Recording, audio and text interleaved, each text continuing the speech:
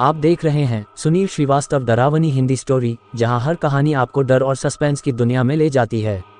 अगर आप सच्ची डरावनी कहानियों के शौकीन हैं तो चैनल को सब्सक्राइब करें और इस कहानी को आखिर तक जरूर सुनें। पिछले एपिसोड में आपने देखा कि कैसे आदित्य उस रहस्यमयी मंदिर में फंस गया था और एक पुजारी की आत्मा ने उसे बचाया था। लेकिन क्या आदित्य सच में उस श्राप से बच पाया है, या ये सिर्फ एक शुरुआत थी? अब सुनिए इस कहानी का अगला भाग, श्रापित आत्माएं। आदित्य गांव तो लौट आया, लेकिन उसकी जिंदगी अब पहले जैसी नहीं रही। हर रात उसे अजीब सपने आते, मंदिर के अंदर की रहस्यमयी मूर्ति, चमकती आंखें और वो डरावनी परछाइयां। कभी कभी तो उसे लगता कि वह अब भी उसी मंदिर में फंसा हुआ है। गांव वालों को भी आदित्य के बदले हुए व्यवहार का एहसास हो रहा था।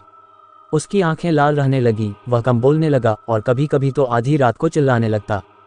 आदित्य पर मंदिर का असर हो गया है, बुजुर्गों ने कहा। गांव के पुजारी ने सुझाव दिया कि आदित्य को एक बार फिर मंदिर जाना होगा, लेकिन इस बार सच्चाई जानने के लिए। आदित्य ने हिम्मत जुटाई और अपने दोस्त रवि और सुमित के साथ दोबारा मंदिर जाने की ठानी। अगली रात आदित्य, रवि और सुमित टॉर्च और कैमरे के साथ मंदिर पहुंचे।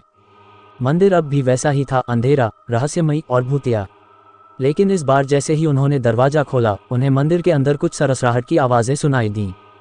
आदित्य ने धीरे से फुसफुसाकर कहा, इस बार हमें बहुत सावधान रहना होगा। जैसे ही वे अंदर गए, दरवाजा अपने आप बंद हो गया। मंदिर के अंदर उन्होंने देखा कि मूर्ति का रंग बदल चुका था। पहले ये पत्थर की लगती थी, लेकिन अब ये जैसे खून से सनी हुई थी। अचानक मूर्ति की आंखों से फिर वही लाल चमक निकली और पूरे मंदिर में एक जोरदार गूंज उठी। तुम फिर आ गए। तीनों के रोंगटे खड़े हो गए। कौन हो तुम? रवि ने डरते हुए पूछा। अचानक मूर्ति की जगह एक पुरानी आत्मा प्रकट हुई, एक भयानक तपस्वी जिसका चेहरा जला हुआ था और आंखें अंधेरे से भरी हुई थीं। उसने कहा, तुमने मंदिर का रहस्य जानने की भूल कर दी। अब तुम्हारी आत्माएं भी इस मंदिर में हमेशा के लिए बंद हो जाएंगी। तभी मंदिर की दीवारों से कई काली परछाइयां बाहर निकलने लगीं।